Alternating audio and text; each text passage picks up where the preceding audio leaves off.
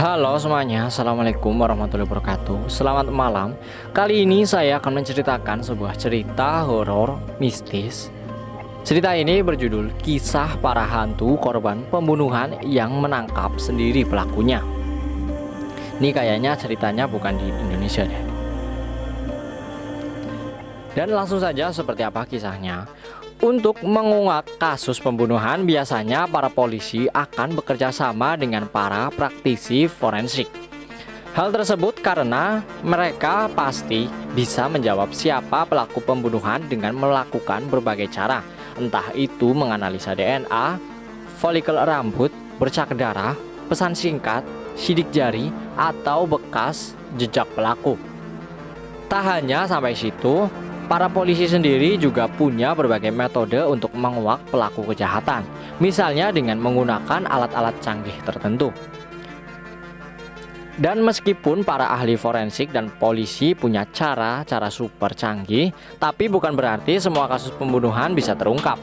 Nyatanya ada banyak yang tak tamat ceritanya lantaran para aparat belum mampu mengungkapkannya. Nah, di masa-masa seperti itu, kadang ada saja kejadian-kejadian aneh muncul. Termasuk salah satunya adalah pecahnya kasus gara-gara si korban pembunuhan yang memberikan clue alias petunjuk. Arwahnya. Ya, mereka yang dibunuh datang dengan berbagai cara kemudian mengungkapkan para pembunuhnya. Kejadian seperti ini seolah menjadi mustahil terjadi, namun ternyata benar ada dan banyak. Seperti apa ceritanya? Di sini ada 5 tentang kisah hantu yang menunjukkan siapa pelaku korban pembunuhannya. Yang pertama, kesurupan hantu korban pembunuhan. Pada tanggal 21 Februari 1977, sebuah apartemen di Chicago mengalami kebakaran hebat. Pasukan pemadam kebakaran pun langsung melakukan upaya cepat ketika itu.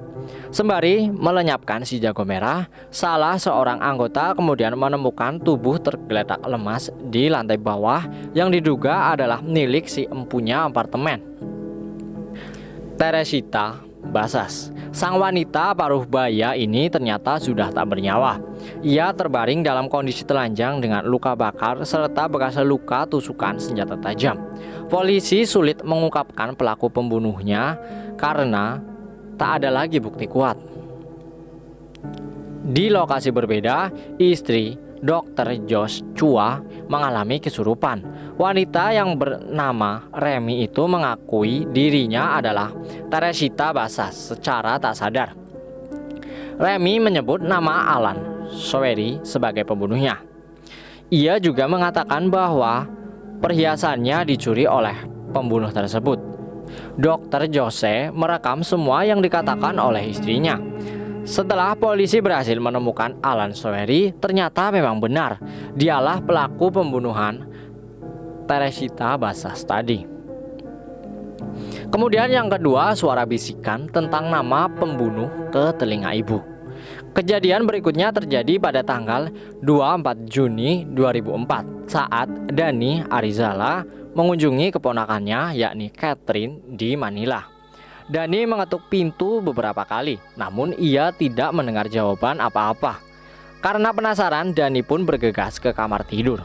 Ia terkejut saat menemukan korban tewas tergeletak berlumuran darah. Polisi meyakini bahwa pelaku terluka karena masih terdapat bercak darah di gagang pintu. Mengetahui hal itu, orang tua korban bergegas datang ke TKP. Namun polisi tidak mengizinkan mereka memasuki rumah yang masih dalam proses penyelidikan. Saat jenazah Catherine disemayamkan, sang ibu memeluk gadis yang terbujur kaku itu. Saat itulah ia mendengar bisikan nama Ryan Jay Vishara alias Baba sebagai pelaku pembunuhannya. Penyelidikan mengarah pada pemuda bernama Baba tersebut. Ternyata bisikan tersebut memang benar. Baba merupakan tersangka perampok yang sudah membunuh Catherine. Kemudian yang ketiga, kisah ini terjadi pada zaman dahulu pada tahun 1897. Berawal dari hubungan asmara antara Zona dan kekasihnya Edward. Sang ibu, Mary Jane Heaster, tidak merestui hubungan mereka dikarenakan Edward adalah seorang pengangguran. Namun Zona tetap saja menikahi lelaki pilihannya. Hubungan mereka berjalan baik pada awalnya. Namun suatu ketika Zona ditemukan dalam keadaan tak bernyawa di rumahnya.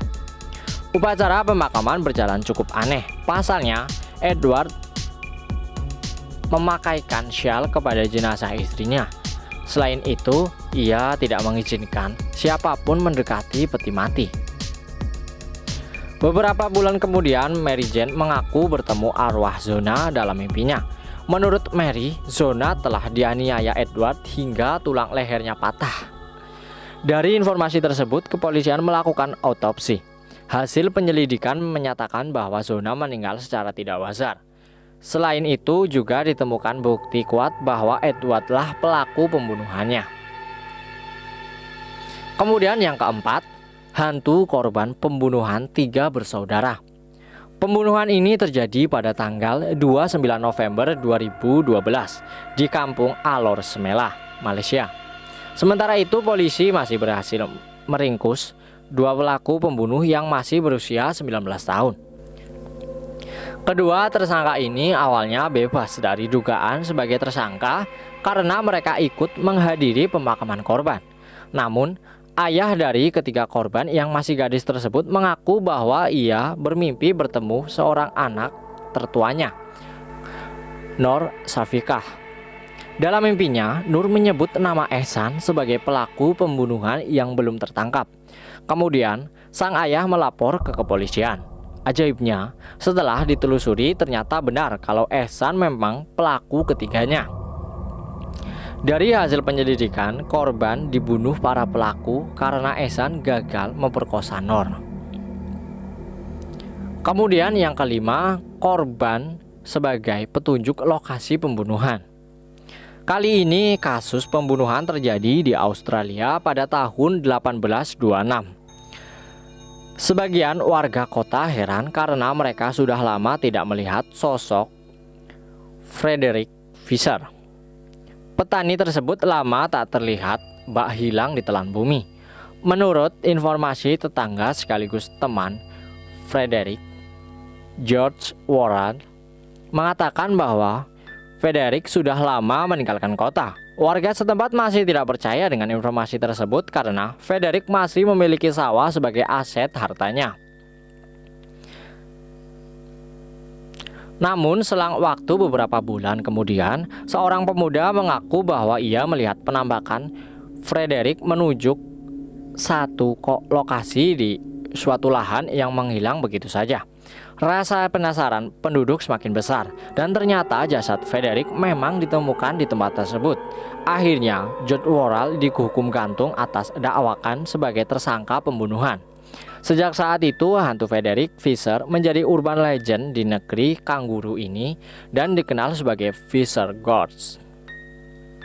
Rasanya sulit dipercaya bahwa kasus-kasus tersebut dapat dipecahkan oleh hantu korban pembunuhan itu sendiri.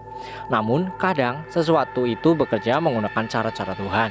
Seperti kasus-kasus pembunuhan di atas yang berhasil diungkapkan sendiri oleh arwah sang korban. Dan itulah 5 kasus pembunuhan yang dipecahkan oleh hantunya atau arwahnya si korban sendiri. Semoga bisa dipetik pelajaran hikmah dan manfaatnya, serta berhati-hati dalam kondisi apapun. Akhir kata saya ucapkan terima kasih pada teman-teman yang sudah menyempatkan untuk menonton dan mendengarkan cerita ini sampai dengan selesai.